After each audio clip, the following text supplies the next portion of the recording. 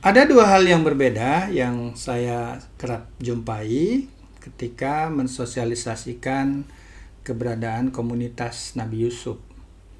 Respon dari sahabat yang Muslim, mereka mengatakan, loh, Nabi Yusuf itu kan di dalam Al-Quran hanya seorang yang bisa menerjemahkan mimpi raja ya, dan memang betul selain itu yang tampan dan tahan godaan, hanya dikenal seperti itu. Jadi jauh ketika saya sampaikan beliau adalah ekonom dan bahkan juga fund manager gitu. Sementara respon dari non muslim kaget. Oh, ternyata ada kisah Nabi Yusuf juga ya dalam Al-Quran gitu. Lumayan kaget nih, mungkin belum tahu bahwa di dalam Al-Quran juga ada banyak nabi yang diceritakan ya, mulai dari ya Nabi Adam, Nabi Nuh, Ibrahim gitu, Nabi Musa, dan bahkan Nabi Isa, Yesus Kristus gitu. Dan kelihatannya bagaimana nih memahami kitab suci. Saya sendiri banyak sekali mengalami konflik ya, baik yang datang dari katakanlah sesama muslim ataupun non muslim ya, yang ada baiknya kita bisa jembatani dengan kita membudayakan diri, mau belajar ya. Seringkali di masyarakat kita itu takut karena sering ditakut-takuti ya. Jadi dengan film horor ya, bahwa setan atau iblis hantu itu mengerikan ya, bisa jadi ya sangat cantik ya, sehingga kita bakal tergoda karena yang harus kita hadapi itu adalah godaannya ya. Demikian juga dengan non muslim ya. Saya pelajari juga kitab suci banyaklah ya, dan saya jumpai menjadi suatu nilai tambah ya. Dan saya coba lihat nih, bagi saya polanya ya, kalau di perjanjian lama saya lihat itu disusun kronologis ya, kemudian penuh detail ya.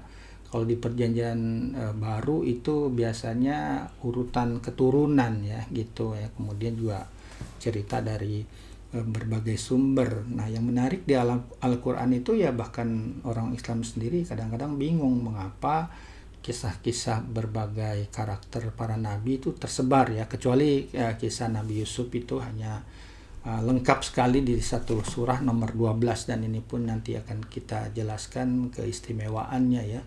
Kalau saya cermati, Al-Quran itu lebih fokus kepada tema ya, kemudian pesan yang seringkali berulang-ulang mungkin bikin kita bosan ya, tapi itu menunjukkan bahwa Allah itu tidak bosan gitu.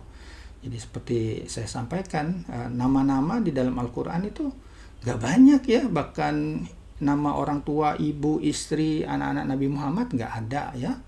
Kemudian berbagai tema yang dibahas di situ yang sangat menarik, misalnya yang paling banyak itu disebutkan dalam Al-Quran itu nama Nabi Musa, jauh lebih banyak dibanding Nabi Muhammad sendiri ya. Bahkan Nabi Isa sendiri namanya lebih banyak disebut gitu. Dan kalau pengen tahu kebengalan katakanlah Bani Israel ya, nanti dijadikan contoh. Kalau saya lihat ini pemahaman saya dari berbagai sumber ya, kejatuhan manusia diri itu Adam, sementara kejatuhan manusia bangsa itu adalah anak keturunan Yakub, Bani Israel gitu.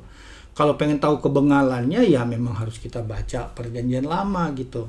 Di Al-Quran hanya diringkas ya, jadi orang yang bengal itu biasanya mereka melancarkan pertanyaan yang nggak perlu ya. Itu terkenal sekali di Al-Baqarah itu ya, bagaimana ketika ada kasus kematian ya, dan itu menimbulkan fitnah sehingga akan berisiko perang antar kampung gitu ya. Nabi Musa mengatakan untuk menyembelih sapi betina ya, karena ini ada kemungkinan terbongkar lah, boleh dibilang skandal ini, maka berusaha digagalkan perintah itu dengan menanyakan hal-hal yang tidak perlu ya, dan ternyata itu makin memperberat mereka ya.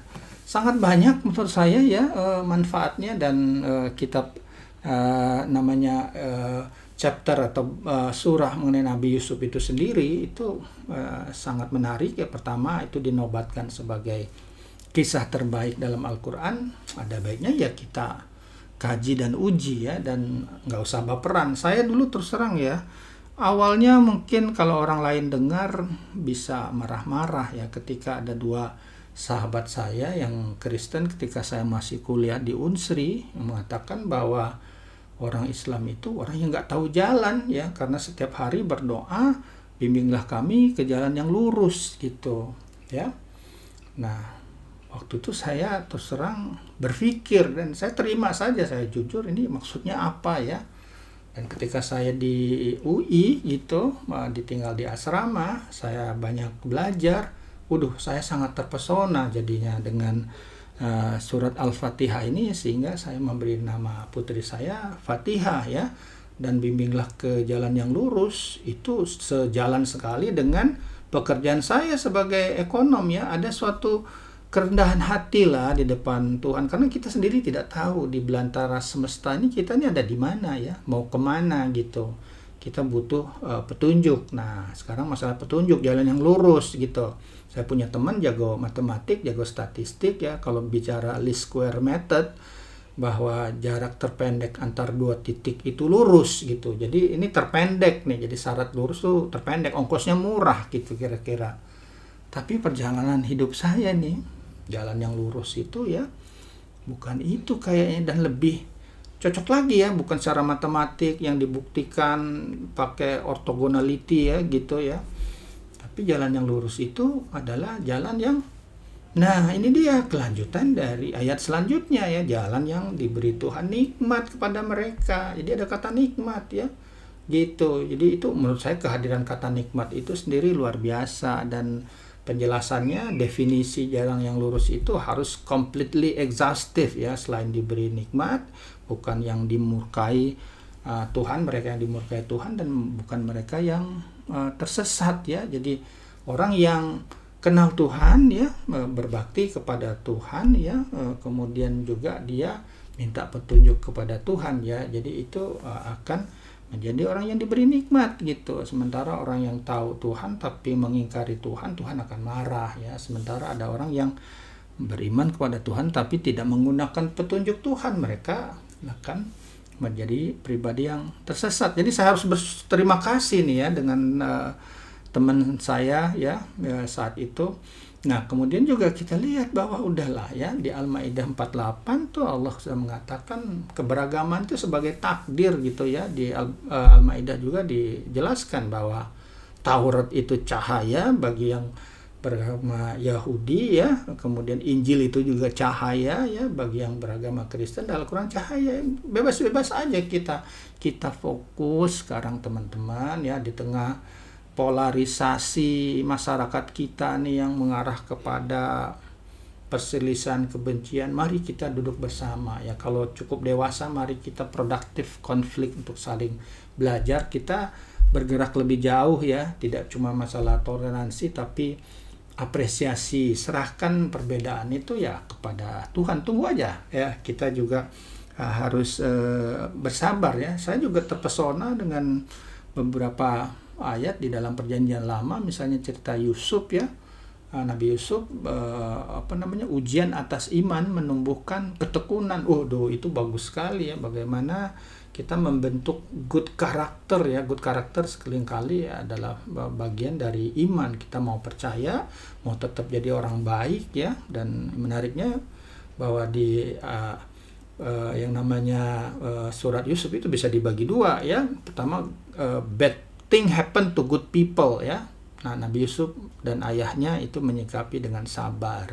Di second half itu adalah good thing happen to good people ya, disikapi dengan kesyukuran dan pemaafan ya. Dan nah sekarang coba saja nih ya, mari ya, saya dulu terpesona dengan ayat 12 ayat 47 48 di surat nomor 12 kisah Nabi Yusuf itu ya. Ini suatu saran yang menurut saya jauh lebih baik dari apa yang saya pelajari di FEUI yang sumber-sumbernya biasanya dari Bank Dunia dan IMF ya. Ditekannya adalah sebetulnya reformasi struktural untuk productivity ya, kemudian mendorong manufaktur dan mengendalikan konsumsi ya. Itu ketika saya di Bahna Sekuritas 17 tahun yang lalu.